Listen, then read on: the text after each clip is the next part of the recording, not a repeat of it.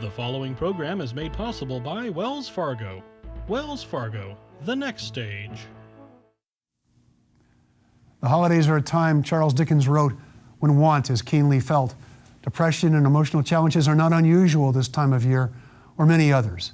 We talked to two women who are working to provide a lifeline to those whose troubles are overwhelming them, particularly among young people. The game is mental health. The game is on.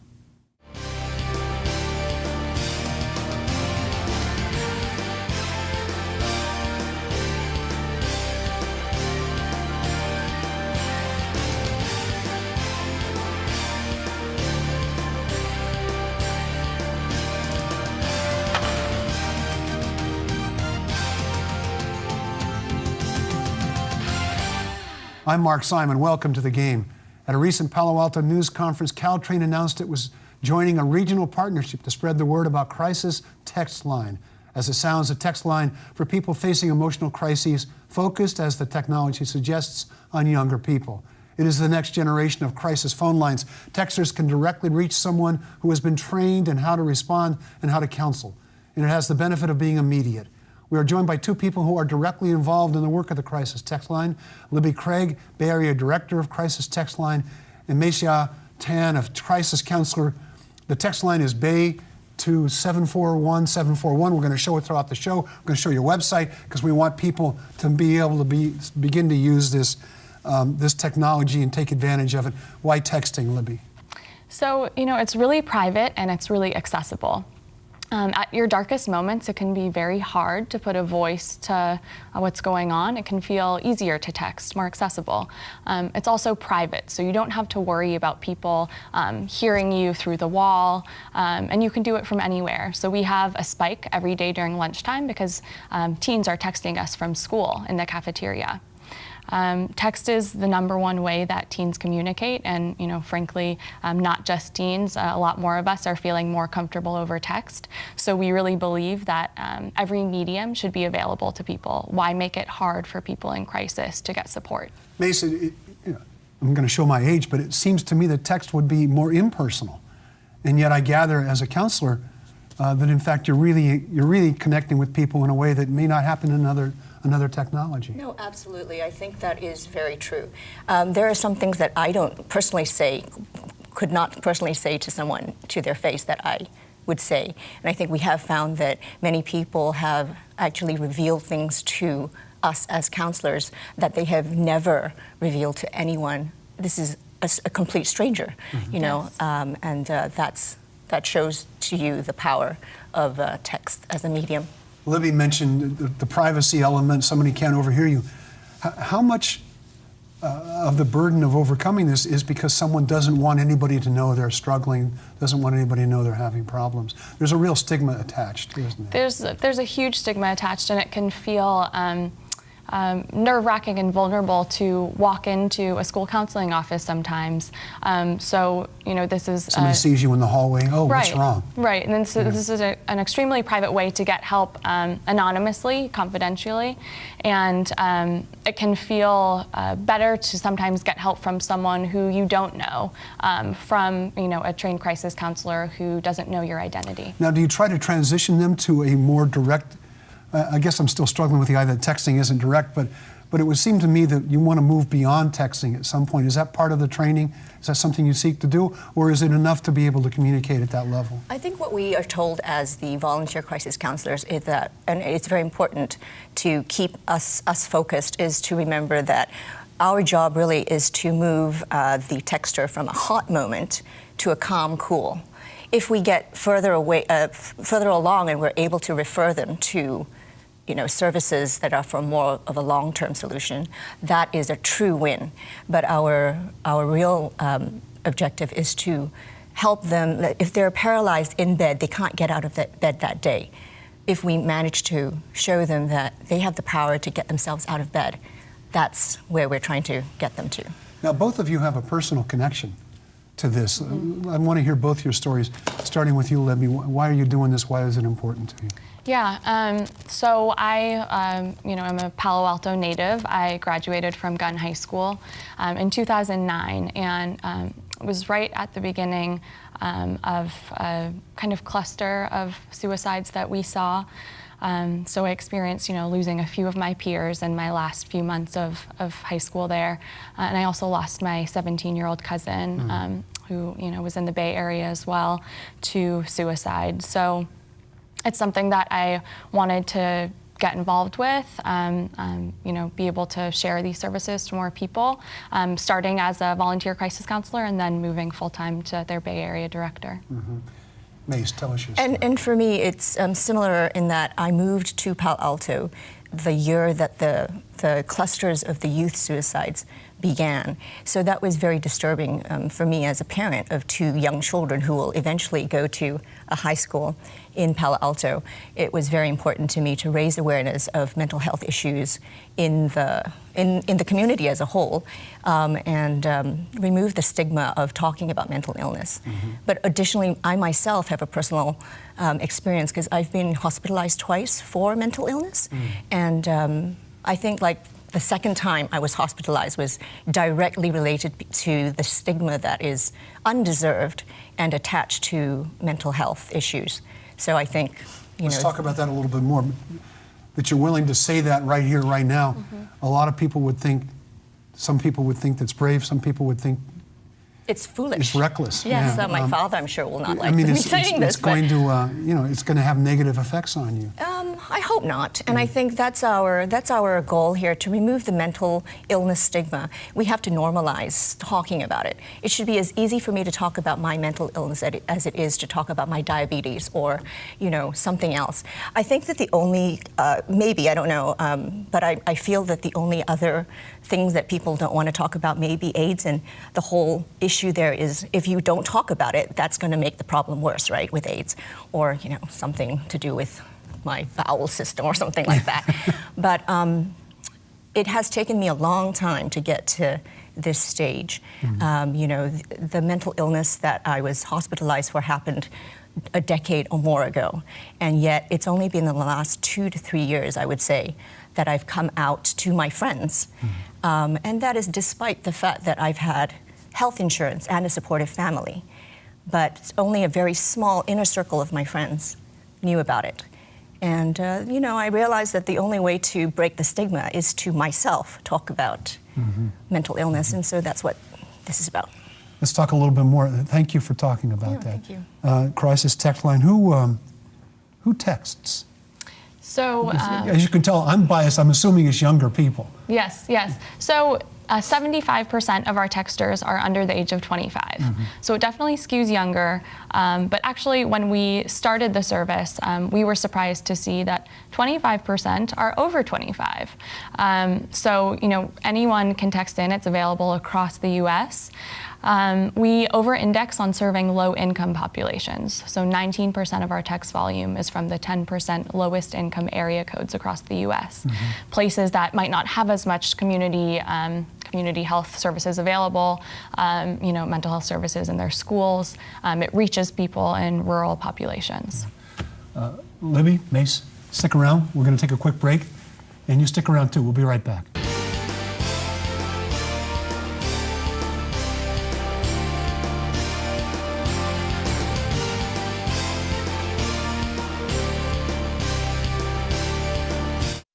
It's been over 150 years since Wells Fargo first opened for business. Since then, we've enjoyed your community support, and we're passionate about returning it. Every day, Wells Fargo team members roll up their sleeves and donate their time to organizations and charitable groups throughout the Bay Area. Nationally, we've committed even more. In just the past 2 years alone, we've donated over $70 million to support schools and educational programs. It's a commitment we're proud of. Wells Fargo, the next stage.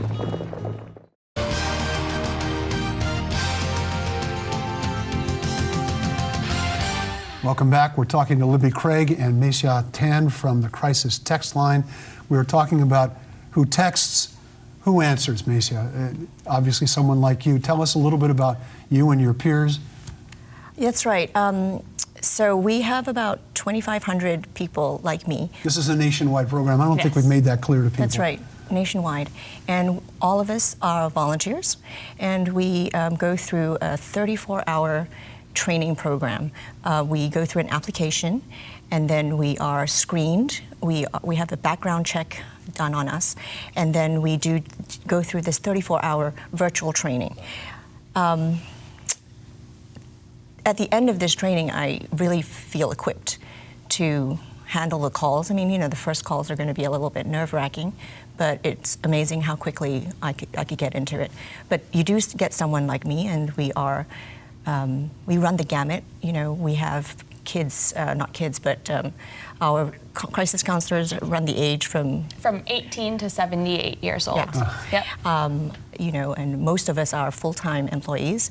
I mean, not employees, we work, and, you know, but there are also folks that, like myself, we don't work. And we are committed to a year of actually being on the crisis text line, and we commit to a 4-hour shift every week. Wow. So somebody texts you, what's typically what you hear? Somebody saying, I'm having trouble with getting out of bed, I'm nervous, I'm scared, I'm thinking of killing myself. I mean, does it run that sort of a range? It absolutely does. And so somebody says, I'm thinking of killing myself, I'm at home, but I'm going to go to go somewhere and commit death by suicide. What's your first reaction to that? So our first reaction is we want to make sure that they're safe. If they say, you know, I feel like killing myself, it could mean anything. So in our training, what we're told to do is to perform a risk assessment. And it's a sort of a ladder-up approach. I don't know if that's jargon, but that's something that we do. We kind of say, okay, when you say you feel like killing yourself, and we use the word suicide, do you mean you're trying to end your life by suicide? Because it's a crisis text line. We are not afraid of asking outright, is it suicide? And depending on how they answer, we then assess whether or not this is a situation where I need to call my supervisor or text my supervisor as it is, and get this texter help, like call 911 on their behalf. Oh, okay. Yeah. And so we're asking about, you know, suicidal thoughts, a plan, means, that's access to that plan. So, you know, if it's pills, do you have the pills right now? And a time frame. And if a person is planning on, you know, going through with this, hurting themselves or hurting someone else in the next 24 hours, then that is what we deem as imminent risk. And that's when we get our supervisors involved. So we have about 25 full-time staff at Crisis Text Line who supervise the crisis counselor volunteers. They all have either a master's degree or a PhD in social work, psychology, something in the related field. And when a situation is deemed imminent risk, the supervisor really evaluates that to make the decision whether or not we will get emergency services to this texter. So it's not on the volunteer crisis counselor to make that decision, it's on the supervisor. We trigger an active rescue, we call it, getting emergency services to a texter on average about 10 times per day across the U.S. Mm-hmm. We support 50,000 texters a month. Mm-hmm. And the idea, as you mentioned earlier, is to move them off of that hot situation. And then is it a matter of can you continue the dialogue? I assume the more you can talk to these folks, the better you think it's going to be.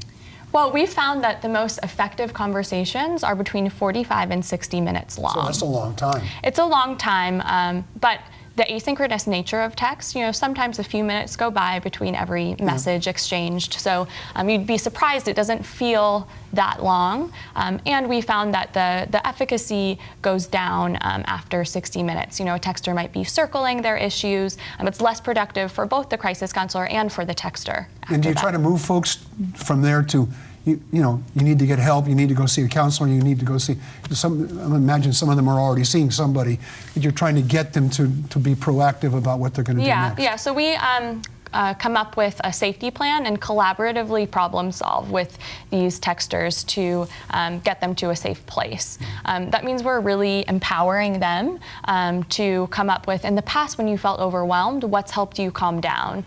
You know, it's not us telling them, go write in a journal. It's asking in the past, you know, what's helped you? And that could be different for every person. You know, sometimes watching YouTube videos or, you know, looking through forums. It's different for every person, and we want to show them that they have the tools to do this. We're just guiding them there. And often at the end of conversations, we are giving them resources. So, you know, to find help in your area, to get do breathing exercises, journaling techniques. Anything that makes sense in the context of the conversation. Exactly.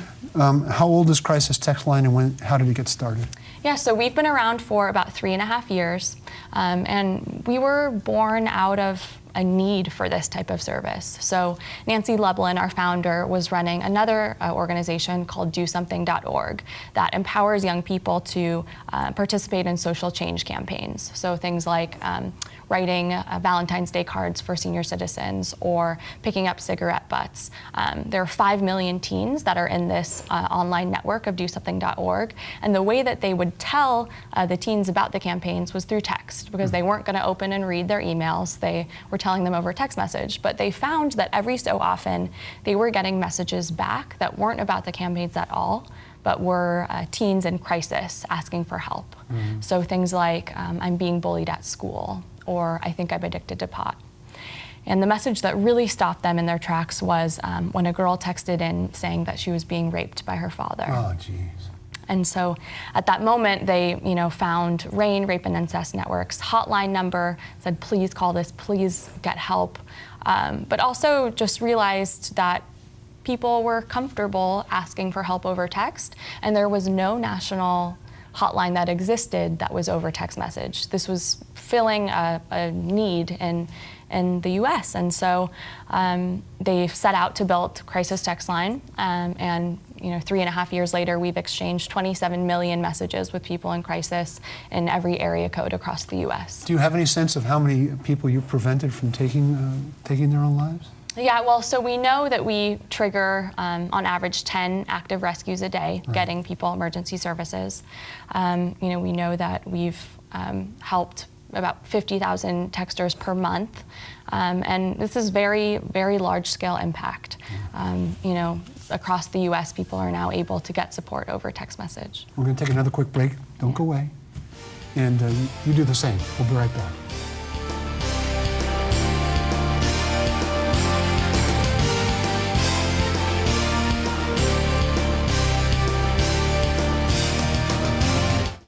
It's been over 150 years since Wells Fargo first opened for business. Since then, we've enjoyed your community support, and we're passionate about returning it.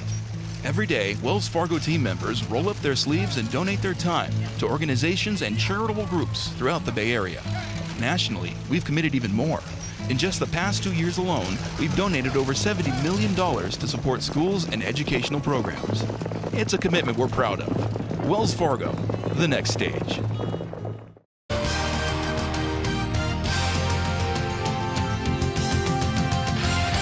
Welcome back to the game. I'm Mark Simon. This is Libby Craig and Mei-Hsia Tan from Crisis Text Line. So we've heard how it works. Does it work? Mei-Hsia, give us an example of something that's worked. Well, yes. First of all, it does work. 90% of our texters respond when they're asked at the end of the conversation, has this been helpful? They respond, yes, it has. And every night we have texters writing in, saying things like, thank you so much, or you made a difference, and this really was helpful. So an example of a powerful conversation I've had is there was a texter who was self-harming and was just going through a very bad breakup, feeling very low on himself, very worthless.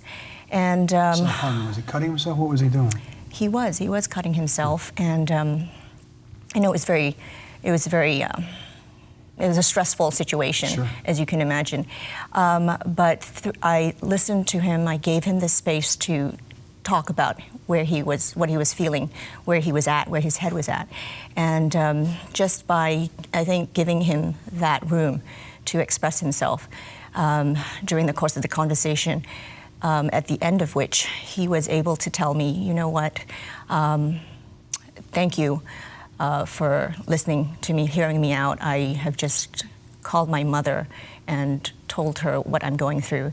And after we end this chat, I'm going to reach out to a counselor. So, thank you. And that's almost a very typical kind of arc of a conversation. They come in and they're, at a loss or they're overwhelmed. But just reminding them that it's okay what you're feeling, that you're not alone, that you have the resources. Remember, you have the resources. You've coped with this before. And then that is a very powerful thing for them to be reminded of, I think. Yeah, to remind it essentially that they do have an inner strength. That's right. That's absolutely right. And also that there's help. There's help. You're not alone. And that there's hope. Absolutely. Are we experiencing an increase in mental health issues? What's the trend? Not only the trends that you see at Crisis Tech Line, but sort of what's going on in this area? Yeah.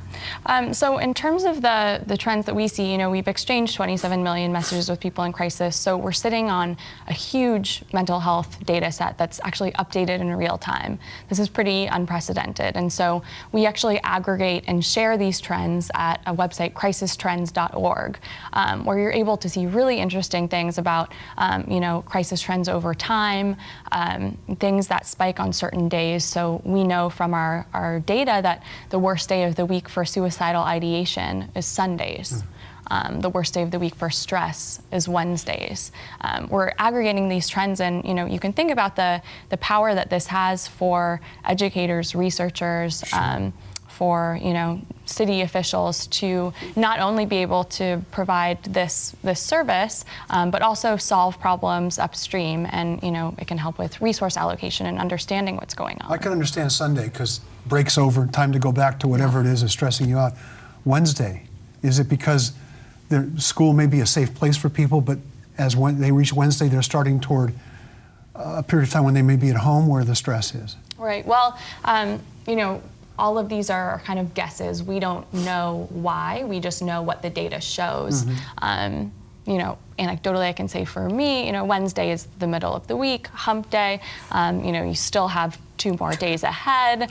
It can be a stressful time for me, but this is what the data shows, and we actually have opened our data up to researchers by application to really more deeply study what we have, and we're able to tag this data so easily because it is text.